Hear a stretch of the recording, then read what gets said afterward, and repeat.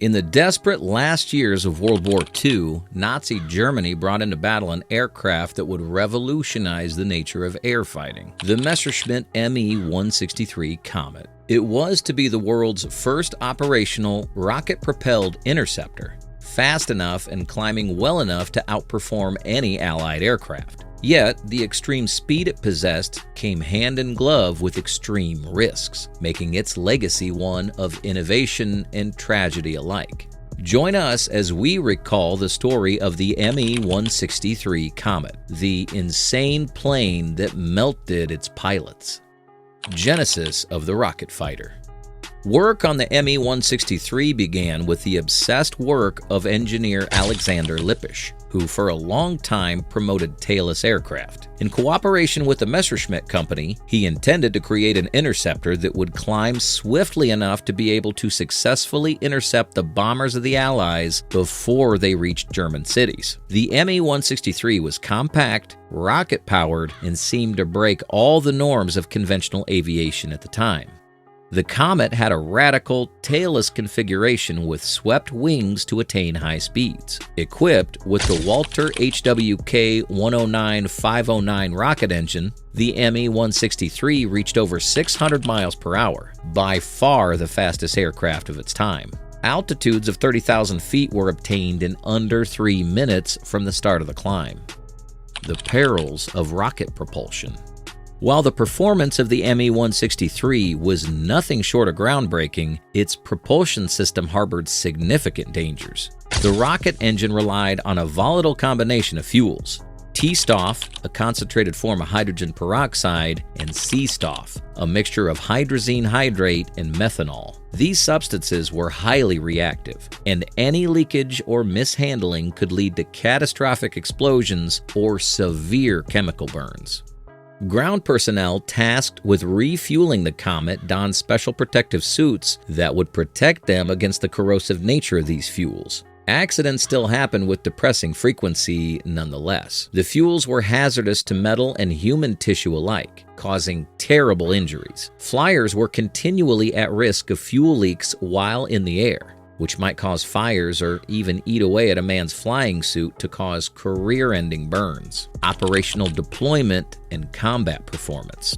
First seeing action in 1944, the Me-163 was designed to serve during a high-speed interception of the Allied bomber formations. It would reach altitude with such incredible rapidity that no enemy bomber even had a second to react. The Komet packed quite a wallop, with its two 30mm Mk-108 cannons, but with a speed on tap like this, its aiming was rather dicey, and the pilots found they only had a few seconds to get on target before overshooting.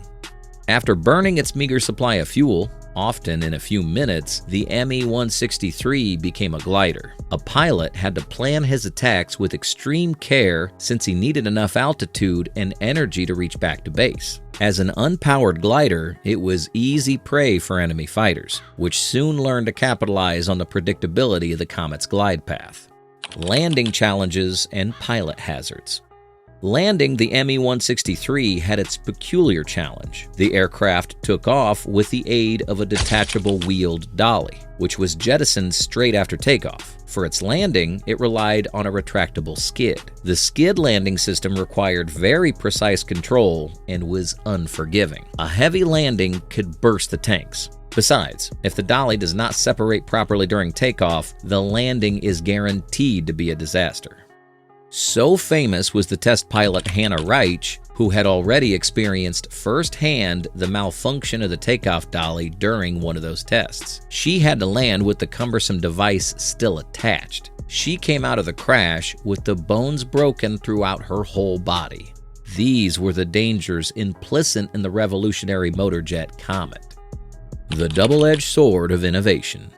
The Me-163 Komet was an incredible testimony of human ingenuity, stretched to the very limits of aviation technology. This breakthrough in innovation did not come cheap. The pilots confronted unparalleled perils, having to fly through volatile fuels and making dangerous landings. As we delve deeper into the operational history of Komet, we will depict the gruesome realities of flying this extraordinary yet dangerous airplane. training, and pilot experiences. Training pilots to fly the Me-163 was a very daunting task. Its peculiar flight characteristics required special schooling. First, the pilots began their training in gliders. Because the unpowered flight needed to be mastered first, they flew on bigger aircraft that towed them. Only then did they get to fly the rocket-powered Komet. Few ever flew it, including British test pilot Captain Eric Winkle Brown, who took a captured Me-163 for a spin at the end of the war. For him, it was a thrilling yet harrowing experience of tremendous acceleration and helplessness during the landings without power. The insight provided by Brown gave a much-needed understanding of the capabilities and dangers of this comet, production challenges, and limited impact. Despite its red product design, the Me-163 had some serious production problems. The constant Allied bombing campaigns reached the German manufacturing facilities to disrupt the supply chain, further limiting how many Komets could be produced. In all, less than 400 Me-163s have been built by the time this war ended, whereas the Allies were producing thousands of piston-powered aircrafts every month. That jarring difference seemed to suggest that even the most advanced interceptor could not change things in their favor. Besides, the complex structure of Komet and its need for such rare resources became obstacles to its deployment. Psychological impact and Allied countermeasures.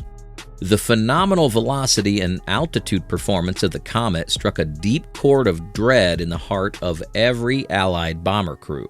Airmen describe seeing the tiny, rocket-powered fighter flash through their formations like a meteor. However, the brief sightings were more often psychological shock than an actual strategic concern, since the Me-163's limited endurance and narrow time over target window meant only a small percentage of bomber sorties encountered these interceptors.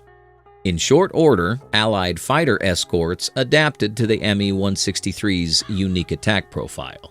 Realizing that the Komet would have to glide back to base after running out of fuel, pilots began circling the areas next to known landing zones, well prepared to attack the now vulnerable aircraft. This tactic deprived the Komet of much of its effectiveness.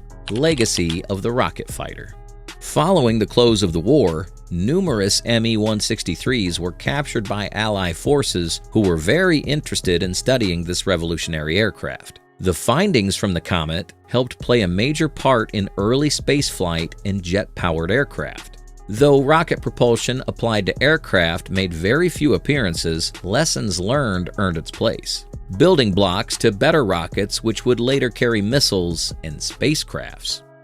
Long after the end of its service in military functions, the Komet remains a legacy among aircraft. The new aeroplane that was bold in design and engineering to go where nobody else would dream, to push the envelope in speed, altitude, and propulsion. Modern-day restorations.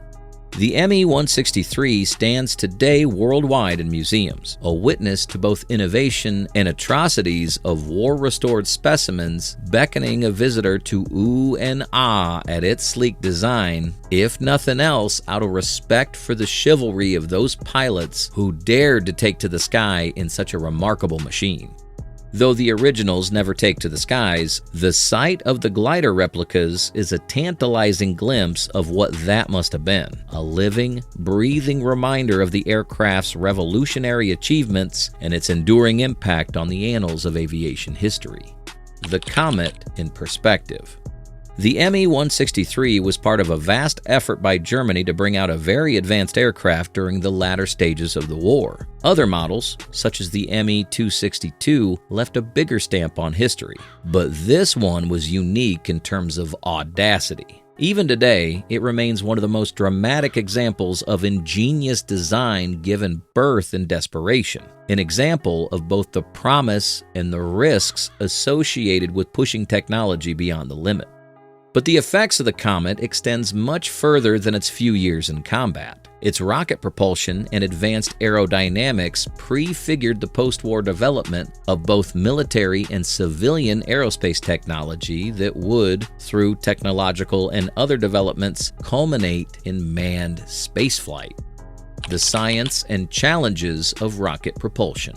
The propulsion systems of the Me-163 was a tour de force of engineering, though with huge problems. The Walter HWK 109-509 engine used hypergolic fuels, namely T-Stoff and C-Stoff, which ignited upon contact without the use of any spark. In as much as this mechanism afforded instant thrust, it also meant there was an ever-present danger, since one drop of these volatile substances might start eating the metallic surface of the aircraft, or catastrophically ignite in such a manner as to send the Komet into a lethal fireball.